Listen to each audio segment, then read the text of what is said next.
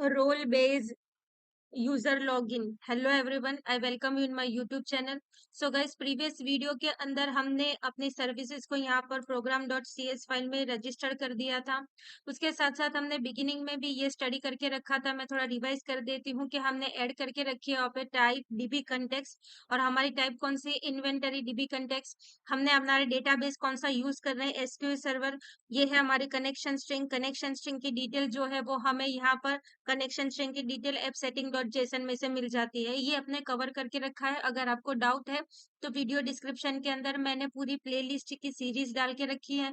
One by one video देखेंगे तो आपको डिटेल में आइडिया आ जाएगा। लेकिन ये है, इसके बेसिस पर हमें अपने डेटाबेस कनेक्शन स्ट्रिंग की डिटेल मिलती है। और पिछले वीडियो में हमने हमारी सर्विसेज, ये जो आई इंटरफेस और ये जो क्लास बना के रखा था, वो हमने यहाँ पर प्रोग्राम डॉट सी एस में with the use of a add scope register कर दिया है। अभी नेक्स्ट टास्क क्या है कि जब हम ये मेरा कंट्रोलर है, फाइन। अभी मैं क्या क्या चाहती हूँ कि ये जो मेरा कंट्रोलर है जब रन हो, तब ये इंडेक्स पेज रन हो रहा है। मतलब ये जो है, मुझे दो मेथड होगी। देखिए, ये जो है इसको मैं कॉपी कर लेती हूँ और यहीं पर यही नाम से पेस्ट करती हूँ। तो ये मुझे यहाँ पर क्या दे रहा है, इंडेक्स इसी नाम से दे के रखा है मेथड का नाम, तो ये मुझे एरर दे रहा है। लेकिन जैसे ही मैं यहाँ पर स्पेसिफाई करूंगी with the use of H T T P post, तो देखिए ये जो मेरी थोड़ी देर पहले एरर आ रही थी वो भी चली जाएगी। H T T P post, ठीक है यहाँ पर। और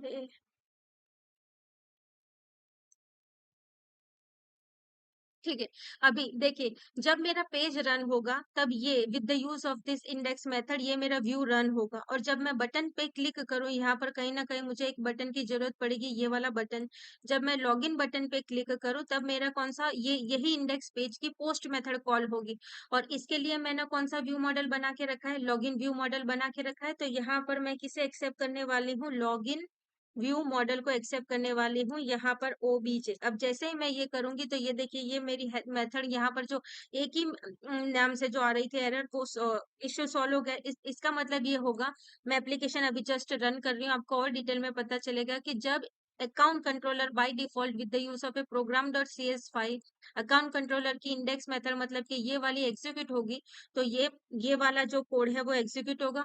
उसके बाद मैं यहीं पर एक बटन बना के यहाँ पर फिर से कॉल बैक करने वाली हूँ, बटन क्लिक फायर करने वाली हूँ।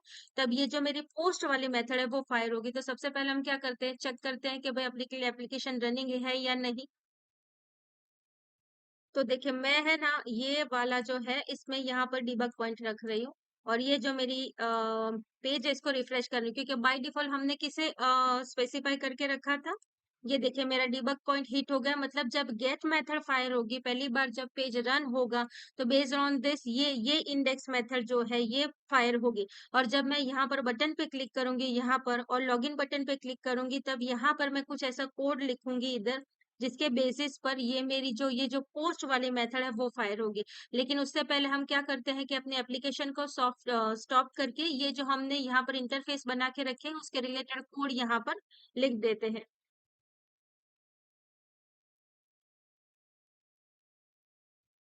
तो सबसे पहले मुझे यहाँ पर क्या करना होगा, अपना जो डीआई करना पड़ेगा। डीआई ऑलवेज देखिए, डॉट नेट कोर मतलब डीआई डिपेंडेंसी इंजेक्शन, उसके बगैर हमारा काम ही नहीं होगा। और डीआई का मतलब मेस्ट सॉलिड प्रिंसिपल की वीडियोस देख लीजिए, पांचों के पांचों, आपको और डिटेल में आइडिया हो जाएगा कि with the use of A DI हमारा जो ऑब्जेक्ट क्रिएशन का जो टास्क है वो क्या कहते हैं इसको, कि एक इजी फॉर्म में हो जाता है। हमारा ऑब्जेक्ट क्रिएशन का जो टास्क है वो यहाँ पर हो जाता है, हमें मैन्युअली हमारा ऑब्जेक्ट क्रिएशन क्लास का यहाँ पर नहीं करना पड़ता है, ठीक है।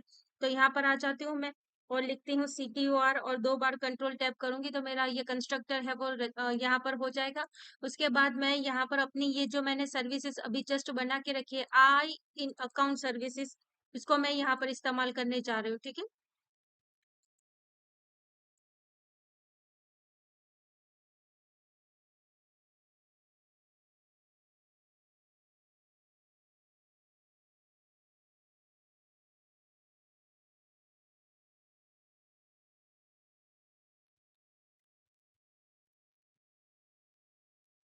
तो गाइस देखिए यहाँ पर मैंने कंस्ट्रक्टर के अंदर with the use of A DI अपना ये जो सर्विसेज है, मतलब कि ये जो अकाउंट इंटरफेस वाली सर्विसेज है, उसको यहाँ पर इंजेक्ट कर लिया है, मतलब मैं उसको एक्सेस कर पाऊंगी।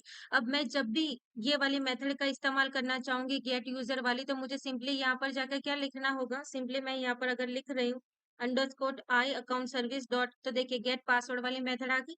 यहाँ पर आगे जाके हम नेसेसरी ऑपरेशंस करेंगे। तो यहाँ पर सबसे पहली चीज क्या है, आपको क्या समझना है, देखिए जब भी मेरा फॉर्म बटन पे क्लिक हो, मतलब कि ये इंडेक्स वाली पेज, इंडेक्स वाला index dot C S H T M L में से डेटा यूजर नेम और पासवर्ड, देखिए ये यहाँ से यूजर नेम और पासवर्ड जो मुझे पास होगा वो मुझे यहाँ पर एक्सेस करना है। यहाँ पर मतलब कि मेरा मॉडल वैलिड होना चाहिए।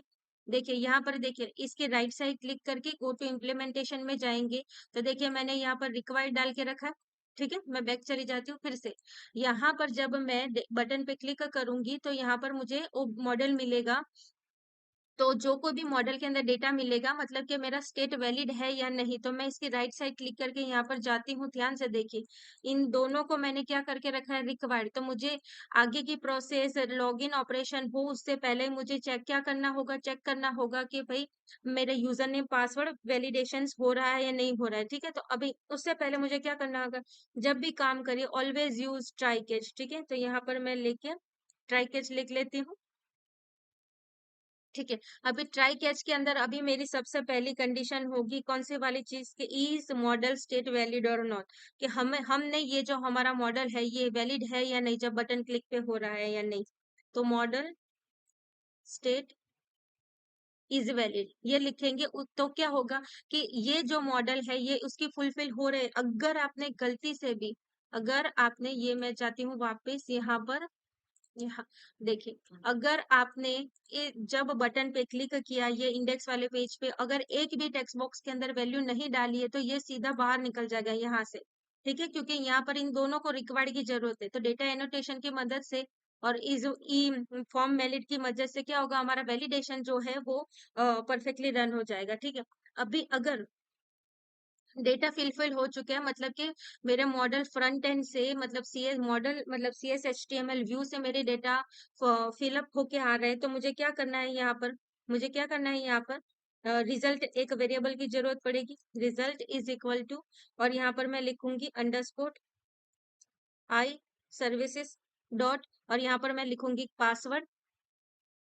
ठीक है, और मैं पूरा का पूरा जो मेरा मॉडल है वो इसको इधर पास कर दूंगी। तो अगर मैंने यहाँ पर पूरा का पूरा मॉडल पास करके रखा है, तो डेफिनेशन में ध्यान से देख इसकी, अब मैं ये बंद कर देती हूँ। ठीक है, यहाँ पर देखिए इसके राइट साइड क्लिक करके गो टू डेफिनेशन करेंगे, तो डेफिनेशन मतलब आप इंटरफेस में चले जाएंगे, और अगर इसकी राइट साइड क्लिक करके इम्प्लीमेंटेशन में जाते हैं तो उस इंटरफेस का जो इम्प्लीमेंटेशन हो रहा है, मतलब आप यहाँ पर आ जाएंगे। ठीक है, सिंपल सी चीज है।